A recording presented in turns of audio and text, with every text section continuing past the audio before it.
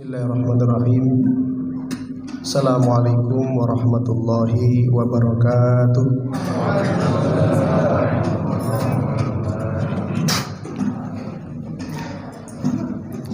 Alhamdulillah, wassalatu wassalamu ala rasulillah Nabiyyina Muhammad ibn Abdillah wa ala alihi wa sahbihi wa man walah, la hawla wa la quwata illa billah.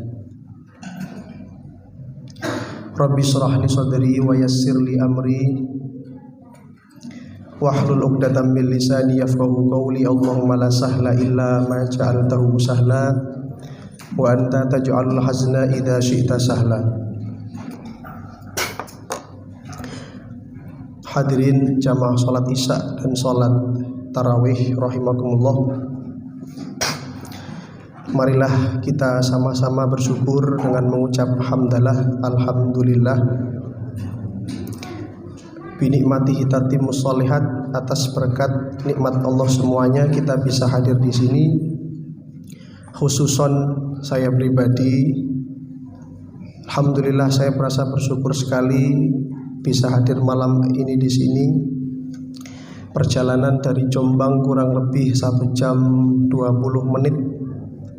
Itu pun kalau nggak ngantuk. Kalau ngantuk berarti istirahat 1 jam.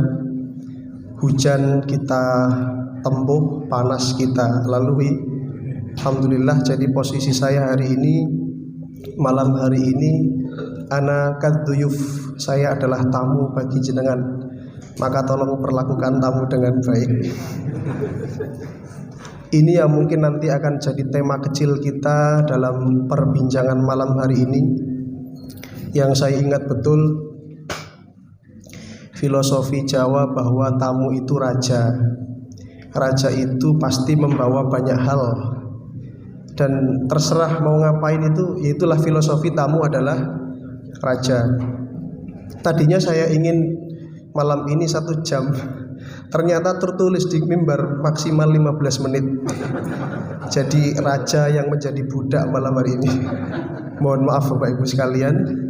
Jadi alhamdulillah saya tadi kesini, kemudian tandanya Allah masih mempertemukan kita lagi. Setahun yang lalu saya berdiri di sini dan berdiri lagi di sini untuk kesekian kalinya. Alhamdulillah takmir masih kenal sama saya berarti.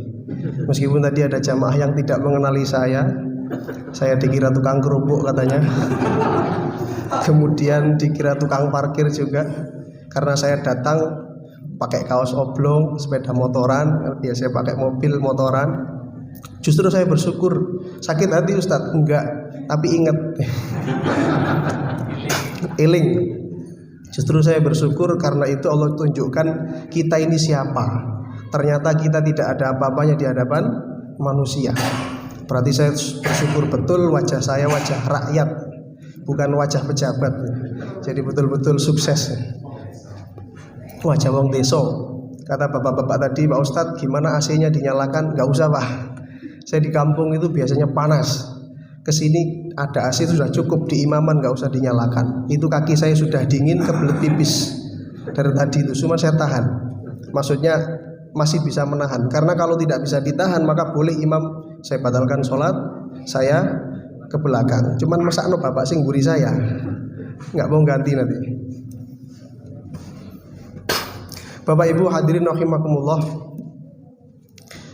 Waktu terus berjalan, di sini saya akan menyampaikan sedikit kemawon sebagai pancingan tadi, bahwa sebenarnya Ramadan itu adalah tamu yang spesial.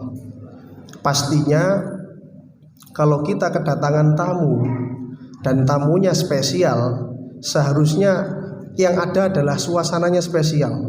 Betul apa betul Pak? Jadi saya tidak bisa bayangkan kalau yang hadir malam ini itu Pak Jokowi. Kemungkinan takmir masjid bukan hanya menghubungi 1-2 orang, menghubungi Bu Khofifah, menghubungi ini dan itu, menyiapkan segala macamnya. Padahal yang datang cuma Pak Jokowi, seorang presiden. Tapi yang datang ini Ramadan. Ramadan itu bulan yang tidak kita undang sebenarnya, tapi dia selalu menyempatkan diri setiap 11 bulan menghampiri kita semua, yang tidak tahu sudah berapa puluh kali kita menghadapinya. Tetapi yang bikin saya heran itu ada satu sabda Rasulullah Muhammad SAW yang beliau mengatakan rubba shaimin, dalam redaksi yang lain rubba qaimin la yajidu min siyamihi ilal ju' wal atos was-sahr. Berapa banyak, berarti tidak satu tidak dua, banyak sekali orang yang puasa di siang hari dan qiyam di malam hari. Jadi puasa itu memang paketnya harus lengkap, paket siang, paket malam. Itu namanya paket standar lengkap. Tidak ada paket hemat, Pak. Tidak ada orang ceritanya puasa pagi, malam tidak ikut taraweh. Itu sama dengan pakai baju nggak pakai celana. Atau dia taraweh tapi nggak puasa. Lucu napa lucu, Pak? Nah, hadirin rahimakumullah, ternyata Nabi Muhammad itu mengkhawatirkan bahwa memang ternyata umatnya itu ada yang ketika puasa di siang hari dan sholat taraweh di malam hari, ternyata ketika Ramadan itu pergi dia tidak mendapatkan apa-apa. Justru kata malaikat Jibril ketika Rasulullah naik mimbar mengaminkan 3 kali itu yang sering kita dengar, malaikat Jibril mengatakan, ya Muhammad, sungguh celaka, rugi sekali umatmu. Siapa wahai Jibril? Mereka yang adrokar Ramadan, sempat ketemu Ramadan, sempat puasa, sempat taraweh, falam yughfar lahu, tapi tidak diampuni. Kan rugi. Ibarat saya datang ke sini membawa uang, jenengan nggak dapat apa-apa. Jangan tanya, Pak Ustadz bawa uang beneran nggak? Enggak. Saya cuma membawa apa Bapak Ibu? Ini tiba-tiba kok suara atas. Saya kesini membawa hadiah sebenarnya. Ini sebagai kejutan saja. Contoh sederhana. Karena begini, Ramadan itu akan memberikan apa yang dia punya seperti kita memuliakannya, sebagaimana kita memuliakannya. Seperti Anda menjamu saya, luar biasa tadi buka puasa, ada soto, ada apa, saya ingat betul. Coba seandainya hari ini jenengan sudah nuduh saya tukang kerupuk, Bapak gak usah buka di sini, pergi saja. Nggak cocok buka di sini. Naudzubillah min dzalik. Saya pasti ingat betul seumur hidup kalau diundang nggak mau lagi ke sini. Pun guyu, Pak. Ini serius. Jadi Ramadan pun demikian. Saya pernah duduk di satu majelis bersama salah satu ustadz, namanya ustadz dari Semarang. Waktu itu kumpul di Solo, kita pengajian, ketemu dengan Ustadz Fakihuddin, pimpinan pondok Yabisa, Yaid bin Sabit Pondok Tahfidz. Itu waktu itu saya sebagai pendengar saja. Beliau orang-orang besar itu ngobrol. Sebenarnya kalau ngundang Ustadz Adi Hidayat itu berapa sih? Sebenarnya nggak pantas ngomong begitu, karena tidak ada ceritanya dakwah itu bertarif, nggak boleh. Tapi kemudian Ustadz Fakihuddin itu mengatakan, kami mengeluarkan uang senilai, saya kalau tidak salah dengar waktu itu, kalau tidak 100 ya 250 juta. Kata yang satunya, Ustadz kok mahal kali, ngundang Ustadz pakai uang ratusan juta. Apa kata beliau? Akhi, saudaraku, kita bukan menilai tenarnya beliau, bukan, ilmunya. Yang kita hargai itu ilmunya. Dan apa yang terjadi? Beliau di manajemen itu mungkin ditransfer uang sekian, tapi dikembalikan semua, umrohnya 10 orang, kemudian mushafnya ribuan mushaf, pekpok kalau bahasa orang sini. Jadi justru yang ingin disambut malah memberi. Ramadan pun demikian. Kalau kita betul menyambutnya dengan gembira, kemudian ketika masuk Ramadan semangat, insya Allah ketika pergi Ramadan itu akan memberikan semuanya kepada kita, maghfirahnya, kemudian rahmatnya, kedudukannya dan lain sebagainya. Saya malam ini nggak bawa apa-apa. Saya cuma bawa satu mushaf baru. Ini saya taruh di sini. Silahkan Bapak Ibu yang butuh sekali, nggak punya Quran di rumah diambil. Nanti nggih, saksi nggih, tak taruh sini. Yang kedua, ini ada buku. Buku ini judulnya Kultum Spesial Tadabbur ayat-ayat pilihan sama berkisah bersama Ibnu Jauzi. Semuanya karangan dosen kami dulu waktu kuliah di Solo. Jadi buku ini saya taruh sini. Dan terakhir ini buku kecil yang ingin saya sampaikan malam hari ini Arab semua tapi Pak. Saya yakin bapak-bapak nggak mau. Kenapa?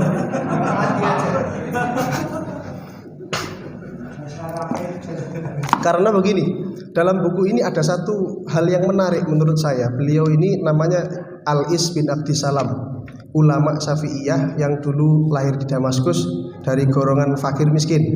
Jadi kiai itu baru sepuh. Karena mungkin dari sejak muda nggak punya uang untuk belajar, akhirnya beliau baru bisa punya uang itu setelah kerja terus jadi sultanul ulama, presidennya ulama. Saking baiknya dan bagusnya keilmuan beliau. Beliau itu mengatakan dalam buku ini, jadi sebenarnya kesuksesan kita berpuasa itu letaknya bukan hanya sekedar melaksanakan. Karena banyak orang berpikiran puasa itu hanya melaksanakan kewajiban, yaitu apa? Di siang hari menahan lapar, nggak makan, nggak minum, dan yang membatalkan puasa. Lalu di malam hari menahan ini dan itu, lalu sholat tarawih begitu saja. Bukan itu rahasianya. Kalau seseorang itu ingin sukses berpuasa, paling tidak dia mindsetnya harus ditata dulu. Kenapa niku mindset? Mindset itu cara berpikirnya, cara mensikapi Ramadan. Saya kasih satu pancingan pertanyaan ringan sekali, tolong dijawab. Mana yang lebih bagus? Ada orang kesiangan, bangun kesiangan, nggak sahur, tapi puasa. Atau yang kedua, dia bangun waktu sahur, tapi nggak mau sahur dan tetap puasa. Mana yang lebih bagus? Pasti semuanya jawab yang pertama, mending kerinan tapi sih poso. Padahal sebenarnya dua-duanya nggak bagus Pak. Kalau jawaban Anda normal, mindsetnya pasti yang pertama. Lala kalau begitu nggak usah aja ada perintah sahur, buatan puasa. Tapi kira-kira sahur itu penting buatan Pak? Penting. Yang kasus pertama itu adalah kesiangan lalu puasa. Dulu ada sahabat itu, waktu ayat ya ayyuhalladzina amanu kutiba alaikumus syiyam itu pertama turun, itu beliau kesiangan, kemudian jadi waktu buka itu pulang nggak dapat buka karena kondisinya adalah pandemi mungkin Pak ya, nggak dapat buka. Bangun sholat sebentar, ketiduran lagi, istrinya nggak berani membangunkan sampai subuh. Subuh bangun berarti nggak sahur. Jenengan kuat nggak? Nggak buka dan nggak sahur. Dan waktu itu beliau tetap puasa, kerjanya di kebun. Kalau sekarang ya gojek online begitulah. Ya mungkin yang soro-soro begitu. Kebunnya orang Arab tahu sendiri berapa cuacanya itu. Waktu di kebun tiba-tiba blek, apa niku? Pingsan, semaput. Itu yang pertama. Jadi yang memerintahkan kita sahur, sesuatu yang sangat sederhana itu Allah Subhanahu wa Ta'ala dan Rasulullah. Banyak orang berpikiran puasa yang penting, padahal sahur itu penting, bahkan lebih penting sebenarnya secara proses. Karena tasahharu fa inna fis sahuri barokah, kata Allah begitu lewat lisan Rasulullah. Lalu yang kedua, ada orang puasa tapi niat nggak sahur, itu namanya apa Pak? Sombong. Betul Pak ya? Merasa kuat. Apalagi kalau bukan namanya sombong. Jadi dua-duanya nggak bagus. Jadi yang bagus itu adalah kita sahur. Dan sahur itu kalau boleh saya ringkas, kalau dalam buku ini disebut adabus shaum, adab. Jadi sesuatu yang inti itu namanya hukumnya itu, ibadah yang inti itu puasanya. Kita perlu untuk menghafal dan mengamalkan adab-adabnya supaya kita betul-betul puasanya itu paket pahalanya juga lengkap. Bukan hanya sekedar puasa siang hari, kemudian sholat malam hari, lalu pas Ramadan pergi nggak dapat apa-apa. Disebutkan di sini, saya baca ringkas saja. Adabnya itu ada 6 yang paling dijaga Rasulullah SAW dalam masalah puasa. Yang pertama, puasa itu yang penting, yang pertama adabnya adalah menjaga lisan. Jangan sampai kita itu mengeluarkan kata-kata yang kotor. Biasanya berkata kotor, puasa harus dijaga betul. Kalau kita bisa menjaga waktu Ramadan, setelahnya insya Allah bisa. Lalu yang kedua adalah idza du'iya ila ta'amin wa huwa shaimin falyakul inni shaim. Salah satu adab yang dicontohkan Rasul, kalau Anda diajak melakukan hal-hal yang dapat membatalkan puasa, makan, minum, maka katakan apa? Ini shaim.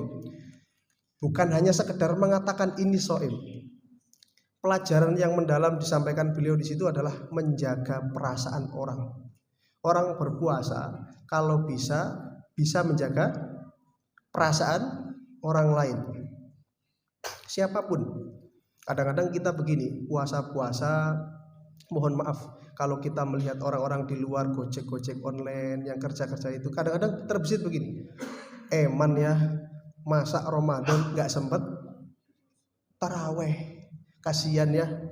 Itu Bapak Ibu sekalian, secara halus memang betul. Tapi justru malah kemudian kalau mereka dengar, apa yang terjadi? Melukai perasaan. Kalau ditimbang-timbang secara hukum fikih, mana yang lebih wajib? Mencari nafkah nopo sholat taraweh? Mencari nafkah. Orang-orang yang di luar itu justru kadang-kadang lebih baik dari kita. Maka orang berpuasa disunahkan ini soim. Kalau tidak ngerasani ini soim, kalau dijak maksiat ini soim, atau kata-kata yang mewakili jangan gitulah, kan bulan puasa, ya kan? Dulu pernah terjadi zaman Rasulullah, ada sahabat seperti ini ngaji, ini ibaratnya saya nabi begitu, nabi itu sahabat ngaji, ada satu orang Pak bawa cangkul lewat depan masjid. Kira-kira kalau jenengan hidup zaman dulu itu bareng sama nabi ngaji di masjid, ada orang di luar bawa cangkul mau ke sawah, apa yang jenengan katakan? Pak, nggak tahu apa? Nggak tahu akhlak ada Nabi kok majul. Tapi kata Rasul, jangan mereka itu menghidupi keluarga itu lebih afdol ketimbang Anda duduk di sini. Maka orang puasa itu seharusnya bisa menjaga perasaan dan hati. Dan yang terakhir saya sebut terakhir saja, yaitu ketika buka puasa. Orang Islam itu adab yang dijaga Rasul adalah ketika buka doanya, lalu kalau berbuka cepat-cepat nopo lambat-lambat mempercepat buka puasa. Karena orang Yahudi sama orang Nasrani itu memperlambat buka, lama-lama bukanya. Kalau orang Islam disunnahkan beradab, yaitu kalau buka harus cepat-cepat sekali, bersegera kalau buka, jangan tunggu waktu lama kalau waktu berbuka. Dan kalau sahur diundur alias diakhirkan qodri asrota dakoek, kurang lebih 10 menit udah selesai. Mboten diundur sampai adzan. Nanti ada yang sahur sampai adzan, lalu adzan masjid berkumandang Allahu Akbar, lanjutnya itu masih 1 piring Pak. Lagi bisa berhujah lagi loh, kenapa Anda lanjutkan makan? Ada hadis Rasulullah SAW bahwa kalau makanan sudah masuk lanjutkan. Tapi yang dimaksud itu lanjutkan kunyahannya, bukan lanjutkan piringnya gitu. Orang Islam ini lucu-lucu. Belum memakan 1 piring, minumnya lagi sementara sudah waktu adzan, itu batal puasanya. Maka hadirin yang dimulakan Allah Subhanahu wa taala, itulah tadi adab yang sangat penting menurut Imam Al-Is bin Abi Salam, bahwa puasa itu ternyata bukan hanya menahan lapar, dahaga dan yang lain-lain, tetapi justru hiasi puasa tahun ini dengan mindset yang benar, lalu perhatikan adab-adab penting di dalam puasa. Insya Allah kalau kita memperhatikan itu, setiap tahun nilai puasa kita itu makin bagus, bukan makin tambah jelek. Karena kalau tiap tahun kita biasa saja tanpa ada perasaan beda, itu tandanya puasanya naudzubillah min dzalik itu tertolak. Tapi kalau setiap tahun kita merasa ada yang berbeda, hari ini lebih nikmat, sholatnya lebih nyaman, puasanya lebih bermakna, insya Allah itu bagian dari diterimanya amal puasa. Dan kita berdoa mudah-mudahan kita semua diterima oleh Allah, puasa kita dan seluruh aktivitas kita di bulan Ramadan ini, tahun ini, amin ya rabbal alamin. Demikian hadirin rahimakumullah, subhanakallahumma bihamdika, asyhadu an la ilaha illa anta, astaghfiruka wa atubu ilaik. Wal akhir, assalamualaikum warahmatullahi wabarakatuh.